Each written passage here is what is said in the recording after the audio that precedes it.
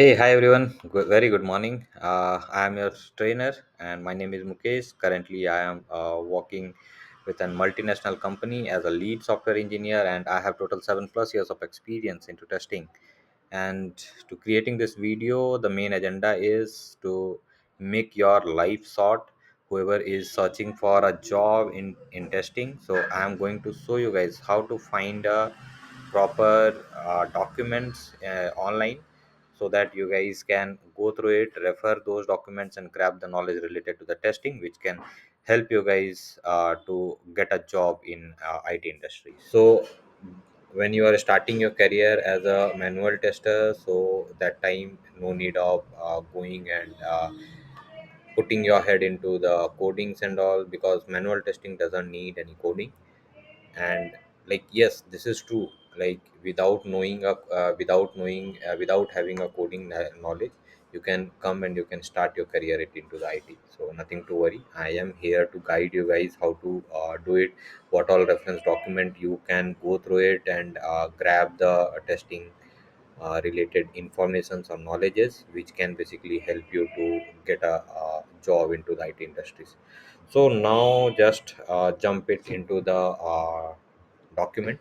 So what is manual testing? So manual testing is something, the name itself is telling, right? Manually you are going and you are doing test as a manual, right? So first, instead of like, before going to the manual testing, first you have to understand what exactly the testing is. And as a layman, I wanted to give you an example. So let's suppose you are going and purchasing a bulb. So very first thing, what you are going to do, you are going to take that bulb from the shop and ask, you are asking that particular shopkeeper, show me that, so glow that particular bulb and show me that. So whatever things he is doing it, so that is nothing but a testing. And you as a client, so you are a client over there, like your requirement is to get a bulb which is glowing, right? So you are a client, and you are the shopkeeper who is going to give you the product. So they are your service provider, they are going to give you the service, as in like they are taking that bulb and they are checking it whether it is glowing or not, then they are giving it. So the process of checking that particular bulb is glowing or not, so that is nothing but a testing. So this is a very common example. So now the same thing you can relate it into the IT industry as well. So when you are working as a tester into the IT industry, so definitely you are not going and you are not doing not checking the bulb, right? So instead of that bulb, now you have to check the softwares. So you have to check the softwares whether that software is working based on the requirement or not. So like, in my last example, you are the client. For you, as like, when you are working as a tester, you are a tester, and there must be a client who is having some requirement which you have to identify, which you have to check it, like whether that is working as per the client requirement or not. So that is basically a testing. So that is basically a tester's job. Now come to the way of doing that testing, and one of that, like, that is a manual testing. So manually we are going and we are testing that particular application and sending and giving that to the client. So come to the manual testing. So manual testing is a type of software testing in which test cases are executed manually by a tester without using any automation tool. So yeah, definitely when it is testing, so and when we are working as a professional tester, so definitely we have to follow uh, uh, certain criteria and certain uh, principles would be there, which we have to follow it, right? So like documenting the things, whatever work we are doing, that we have to document it. And whatever test scenarios we are going to check, those things we have to document it. Whatever the test cases we are going to create, so those we have to document it, so that in future some other person can come and see that particular document, and they can get an idea of it, like for that particular product what exactly we are going to do, like what exactly we are going to test it. So now understand in this way, like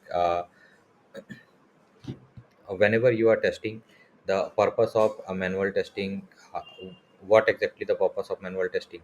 So purpose of manual testing is identifying bugs, like as a developer, when they are going and they are developing any applications, right? So there are high chances of getting bugs, like bugs will be there into that particular code, right? So as a tester, you have to identify those bugs, you have to raise issues, raise defects, and get that resolved, because at the end of the day, you are the one who is going to do the quality check for to that particular product, right? And you are the gatekeeper, you are the one who is giving a get pass to that particular product. Okay, this is working as expected based on the client's requirement. Now we can go ahead and deliver this particular product, right? So that is what the manual testing or manual tester do. And now coming to the table of content, like what all things we are going to discuss it as part of this particular video is, very first thing is what is manual testing, which we have already discussed right now. Then there is a manual testing concept video. So which, like here you can see the YouTube video is there into the page. So I'll give you the link of this so that you guys can go and see that video as well, which will give you a brief idea about manual testing with some examples.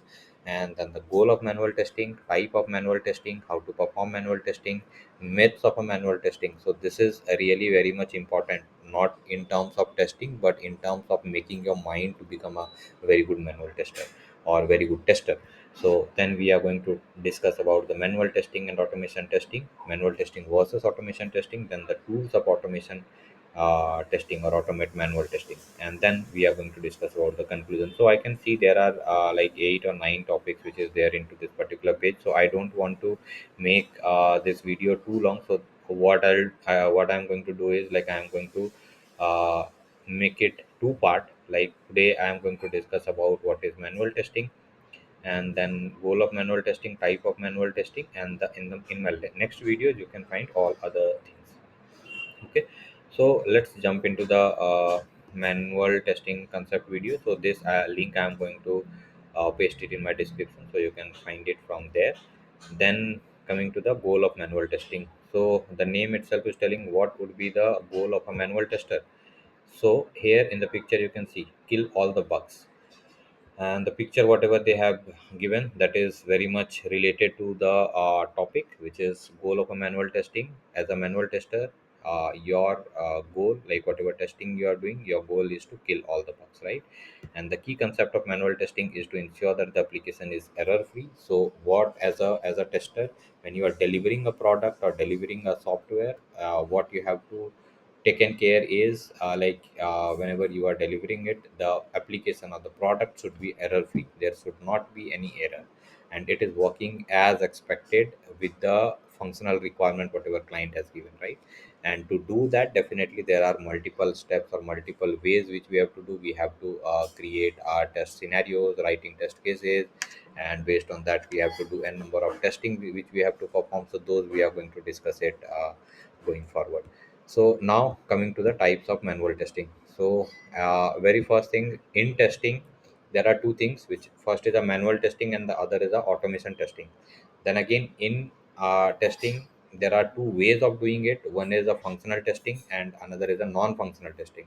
So I am going to tell you about what is functional, what is non-functional in my later videos.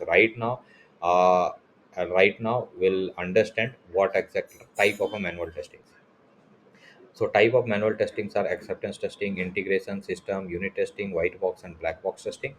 So if you'll go here, so black box testing basically, which is a key area where a tester can go and perform their testing, right? Inside this black box testing, all whatever testing like system testing, integration testing, then acceptance testing, all these things is going to be done under this black box testing.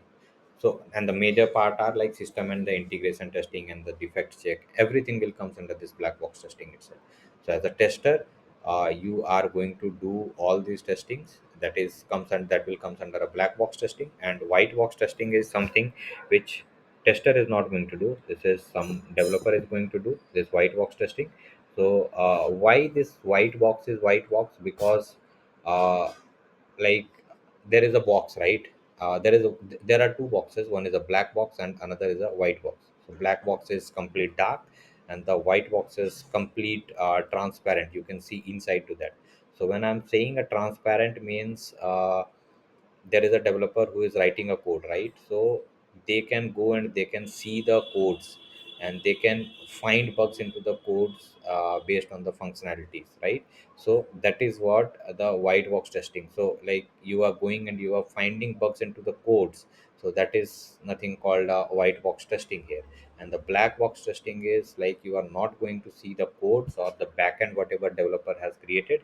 What you are going to see is you are going to see the application or UI of that particular software, and you are going to do the testing. So you are going to see the limited number of things and the features whatever a developer wanted to show you into the application. So that's why we are calling that as a black box testing, because we are not at all seeing the code or the backend thing of that particular application. So these are the difference of white box and black box. Definitely there is one more called a gray box, that also we are going to discuss it in our later video. Then the unit testing. So unit testing, we are not going and doing a very deep diving testing. We are going and checking just like what I can say, major functionalities, and we'll confirm it whether it is working fine or not.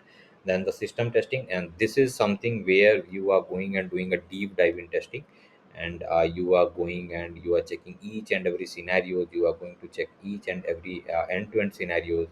That is the system testing. And then come to the integration testing. So integration testing is something which is basic. The name itself is telling integrating things. Integration means like you are you are binding two things, right? So let's suppose there is an application. Let's suppose there is an application saying that let's take a very common example of a Gmail. So Gmail is an application, and when you are using it, so the main agenda of Gmail is to send a mail and to receive an email, right?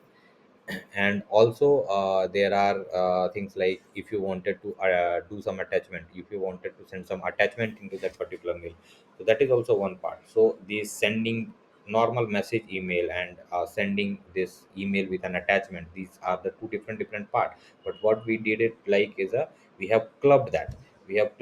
So there should be some integration code which they have written it. Because of that, in the same one feature only, like in the compose email, you can type your messages, you can get your attachments, and you can send that, right?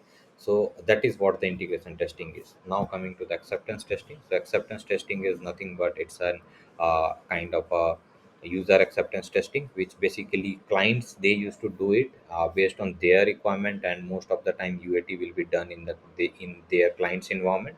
So this is something like where as a tester you are going to visit to the client's environment, and there you are going to do all the setups, and you are going to perform the testing. Most of the time internal tester is not allowed to do the UAT, like user acceptance testing, right? So on that case, on that time, client will be having their own set of testing team. They used to do that testing. So that is something which is a final check which client is going to do before making that release, making that go live. So this is all about type of testing, and rest other things like how to perform manual testing, myths, manual testing versus automation testing tools, and tools to automate manual testing. These all things we are going to discuss it in our next video. Thank you.